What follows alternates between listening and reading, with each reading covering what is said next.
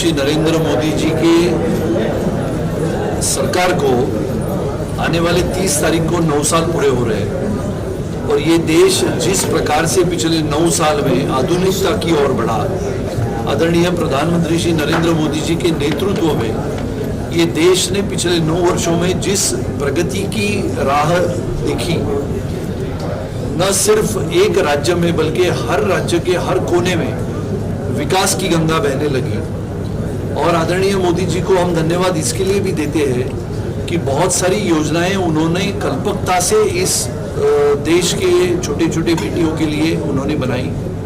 शिक्षा का क्षेत्र हो, सेना का क्षेत्र हो, अलग अलग क्षेत्रों में हमारी बेटियां पढ़े बढ़े आगे चले, इसके लिए उन्होंने बेटी पढ़ाओ अभियान, जो अलग अलग अभियानों से भी सर्वश्रेष्ठ है। ये देश की छोटी छोटी बच्चियां, छोटी बेटियां आगे बढ़ के आगे बढ़े, इसके लिए बहुत ही कल्पकता से योजनाएं बनाई और वो योजनाएं कल्पकता से वास्तविकता में उतारने के लिए प्रयास किए।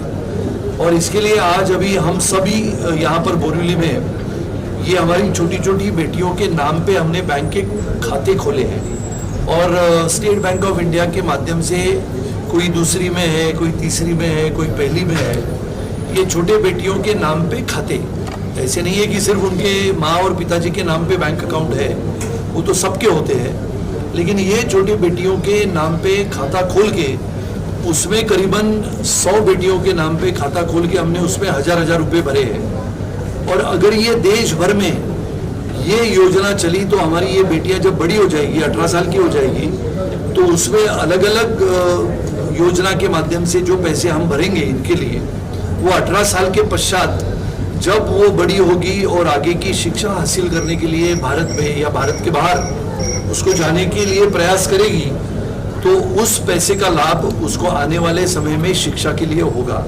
ये बहुत ही अभिनव अनोखा प्रयोग है और मैंने उसकी शुरुआत हमारे विधानसभा के क्षेत्र में उसकी शुरुआत की है। 100 बेटियों के नाम पे हमने अकाउंट खोले, उनमें से आज जितनी बेटियां यहाँ पर उपस्थित है उनको हमने पासबुक का वितरण किया। एक छोटी बैंक जो हम छुट्टा पैसा वो बैंक में डालते हैं, जब हम सब बच्चे हुआ करते थे तो वो छोटा पिगी बैंक लेके हम भी घूमते थे, ऐसे इनके हाथों में भी वो हमने बैंक दिया है।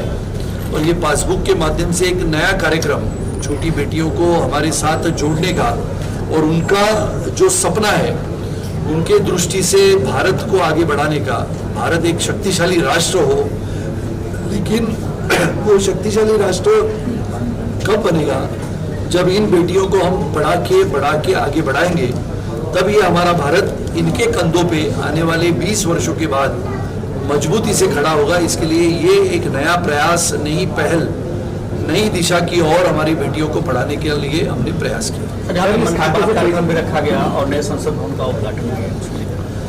पहले बार आज मन की बात का कार्यक्रम हमने सभी ने, आदरणीय प्रधानमंत्री श्री नरेंद्र मोदी जी की मन की बात का कार्यक्रम आज हमने इनके माता पिताओं के साथ यहाँ पर बैठ के सुना। आज 28 तारीख है।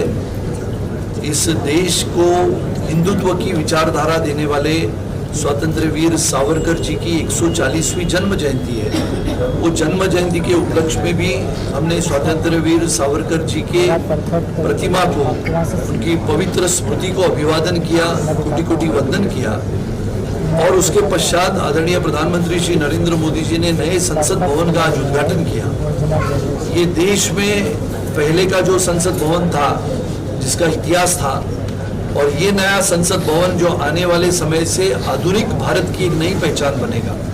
स्वतंत्रता का संग्राम, स्वतंत्रता का इतिहास, आज़ादी के वो 75 वर्ष जिसको हम अमृत महोत्सव कहते हैं, वो सभी बातों का, सभी चीज़ों का और सभी घटनाओं का इतिहास हमारे पुराने संसद भवन में है। और ये नया संसद भवन जो आने वाले हिंदुस्तान के गर्वशाली, शक्तिशाली होने का एक नया अंदाज हम सबको देगा। आज हमारे पास 545 सांसद है जो हमारे संसदीय क्षेत्र से चुनाव जीत के आते हैं। करीबन 200 के ऊपर हमारे राज्यसभा के सांसद है। जब नए सिरे से 2026 में जनगणना होगी, मतदाताओं के माध्यम से नए मतदार क्षेत्र बनेंगे, तो वहां पर करीबन 888 का संसदीय क्षेत्र बनेंगे यानी 888 सांसद चुन के आएंगे, करीबन 300 के ऊपर राज्यसभा के सदस्य होंगे, यानी करीबन 1000 के ऊपर के सांसद जहां पर बैठने की व्यवस्था होगी, आधुनिक स्तर का वो कार्यक्रम उनको जानकारी मिलेगी और हर सांसद को भाषण करते समय या कोई मुद्दा रखते समय अपने पास की जानकारी और पूरे देश भर की, पूरे विदेश की जानकारी अपने साथ उपलब्ध हो, इसके लिए आधुनिक संसद भवन का निर्माण करने वाले आदरणीय प्रधानमंत्री जी को भी मैं लाख लाख बधाई देता हूँ। मैं आभारी हूँ और धन्यवाद कहना चाहूँगी, बहुत बहुत बड़ा धन्यवाद अपने आदरणीय श्री नरेंद्र मोदी जी का, जिन्होंने ये स्कीम चलाई है बेटी बचाओ बेटी पढ़ाओ के द्वारा, कि अपनी देश की लड़कियां और स्त्री एक परिपूर्ण और स्वतंत्र जीवन जी सके, इसके लिए एक बहुत बड़ा कदम है और हम ये शुरुआत यहाँ बोरीवली विधानसभा में कर रहे हैं। कॉन्ग्रेचुलेशंस कहना चाहूँगी, अभिनंदन अपने जो अंदर विधायक हैं श्री सुनील राणे जी का और सभी ये बच्चियाँ जो आज आई हैं यहाँ पे, उनका भी अभिनंदन। सर, इस खाते से पैसे निकाल सकते हैं? नहीं, खाते से ना माँ और पिताजी कोई पैसे नहीं निकाल सकते, लेकिन ये जब बड़ी हो जाएगी, अभी जैसे मैंने कहा कि बहुत सारे NGOs काम करते हैं, बहुत सारी संस्थाएं काम करती है, बहुत सारे लोग ऐसे होते हैं जो मदद या सहायता बेटियों को पढ़ाने में, बढ़ाने में, उनकी शिक्षा के लिए मदद करते हैं, जिनका नाम गुमनाम रहता है। ऐसे बहुत सारे लोग ये खाते में पैसा भर सकते हैं। निकालने की व्यवस्था ये जब 18 साल की होगी तब यही कर सकती है, बाकी उस खाते को कोई हाथ नहीं लगा सकता।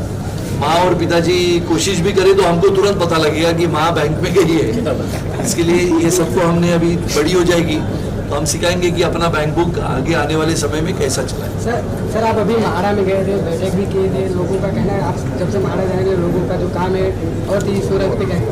मैं तो मिल मजदूरों के लिए, मिल मजदूर ये मेरे दिल का विषय है।